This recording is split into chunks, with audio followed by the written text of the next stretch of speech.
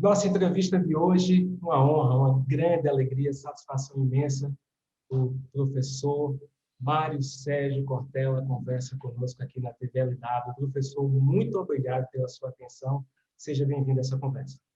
Que bom, que ótimo. Gosto eu também da gente poder, nesse tempo difícil, complicado, partilhar um pouco daquilo que é não só olhar a realidade, mas desejar que algum dia, como compôs mestre João Silva, tá danado de bom, né? Ele e Luiz Gonzaga. Ainda não está, já esteve, não era assim, mas um dia, com esforço, com dedicação, né, com atividade, a gente faz com que, de novo, a gente consiga que fique meio danado de bom. Isso. O senhor falava em off que já passou aqui por Arco Verde, conhece a região, né? Sim, eu conheço a região, tive muitas atividades várias vezes no estado de Pernambuco, um estado ao qual eu vou com frequência, essa área aí do começo do sertão menos, mas há uns 35 anos foi a primeira vez que eu passei na região de modo mais direto, por conta até de visita a escolas agrotécnicas, né, que existiam na região e ainda existe agora, mais conectadas à rede federal, e aí numa passagem um dia, saindo de Belo Jardim, né, indo até o estado da Paraíba, numa outra cidade, o caminho naquele dia, né, por conta até de uma ponte que estava com problema, me levou a passar, né, ao lado, né, de Arco Verde. Não entrei em Arco Verde, não tomei nenhum sorvete em Arco Verde, mas numa próxima vez eu faço, né, com alegria. Será um prazer recebê-lo. Professor, o motivo dessa nossa conversa é para que o senhor fale conosco um pouco a respeito dessa situação que enfrentamos, infelizmente, um ano de pandemia. Primeira pergunta que eu faço ao senhor: o que nós aprendemos e o que precisamos aprender ainda um ano depois dos primeiros casos do Covid, visto que estamos aí com alta nos casos novamente? Nós aprendemos do modo mais difícil, que é aprender pela dor, que também ensina, mas também machuca. Aprendemos que não somos invencíveis, que não somos imbatíveis e que não somos tão poderosos enquanto humanidade. Um ser que nem é considerado ser vivo, que é um vírus, há um debate na ciência até se é um ser vivo ou não, é capaz de desnortear a nossa vida, mudar nossos modos de convívio, de presença, introduzir lutos e lutos dentro da nossa existência, não apenas de pessoas, que é o que mais importa, mas lutos também, perdas em relação a projetos, a sonhos, né, a momentos. Portanto, isso é o que tivemos de aprender. Aquilo que ainda não aprendemos, mas teremos de aprender para que o próximo passo não seja tão complicado quanto esse de agora, é a ideia de uma solidariedade mais expressiva. Afinal de contas, ao contrário do que algumas pessoas imaginam, a palavra solidário não vem de solidão, ela vem de sólido, aquilo que dá solidez, que impede que a nossa casa venha abaixo, né, que dificulta que nós deixemos cair aquilo que dá sustentação à nossa vida coletiva. Por isso, de um lado, o susto, ou como se diz no Paraná, região onde eu nasci, né, no tranco, nós aprendemos a ser mais humildes. E, claro, teremos de aprender a sermos mais efetivamente solidários.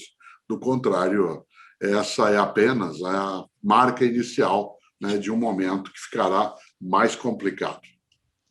Professor, como manter a fé para dias melhores? A gente está vivendo um momento atribulado em que a esperança muitas vezes se desfaz.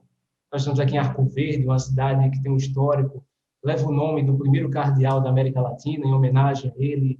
Isso é muito característico. E que foi cardeal aqui no Sudeste, onde eu vivo, embora seja do Sul, foi do Rio de Janeiro. E é nome de rua. Eu moro, para você ter uma ideia, na cidade de São Paulo, a 8 quarteirões da rua Cardeal Arco Verde.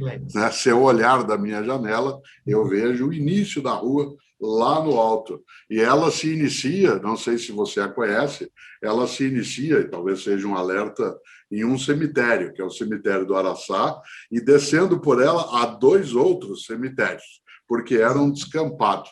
Né? E, nesse sentido, quando você fala da fé, nós temos que lembrar, claro, da fé na vida. É disso que você está imaginando. Né? Isso.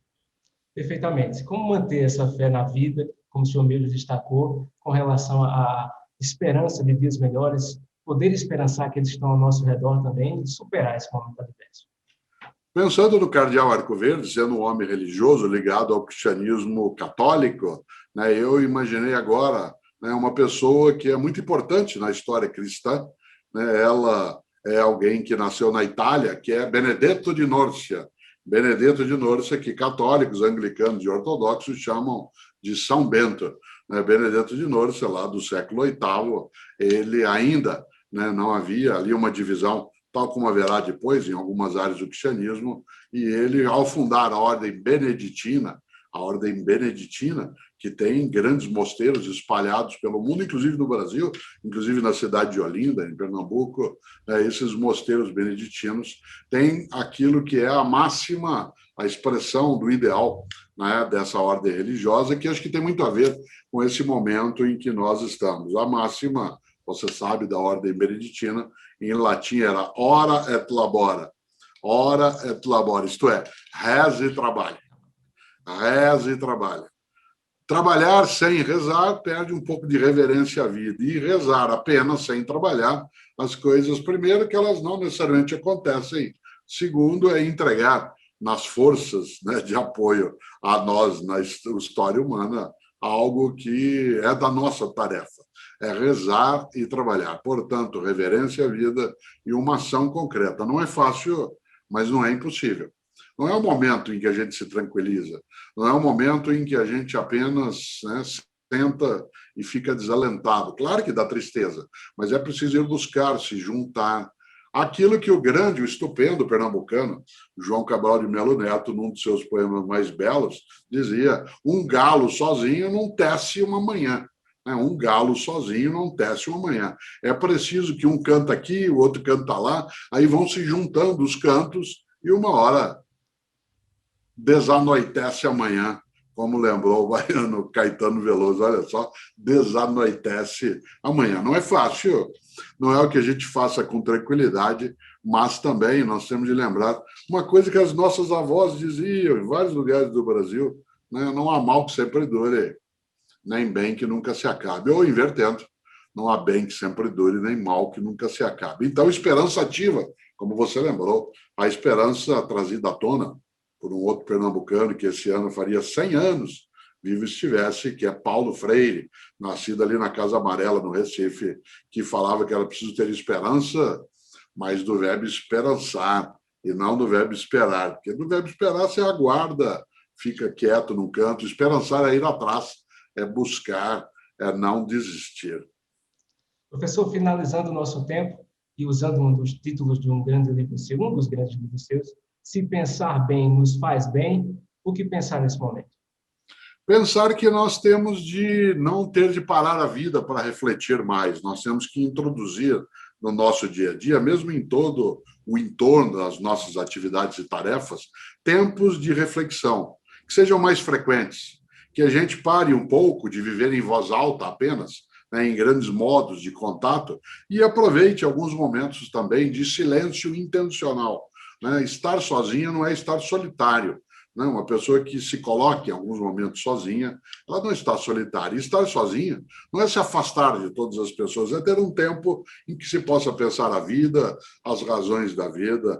Afinal de contas, nesses momentos em que nossa finitude, nossa mortalidade fica tão evidente, mais do que pensar no fim da vida, é preciso pensar no caminho da vida enquanto esse fim não acontece, para esse caminho que ainda não acontece, ele não seja banal, fútil, descartável. Aí sim, aí a gente consegue olhar para trás em toda a trajetória e com todas as encrencas que teve, dar o braço para Luiz Gonzaga e mestre João Silva e dizer: está danado de bom.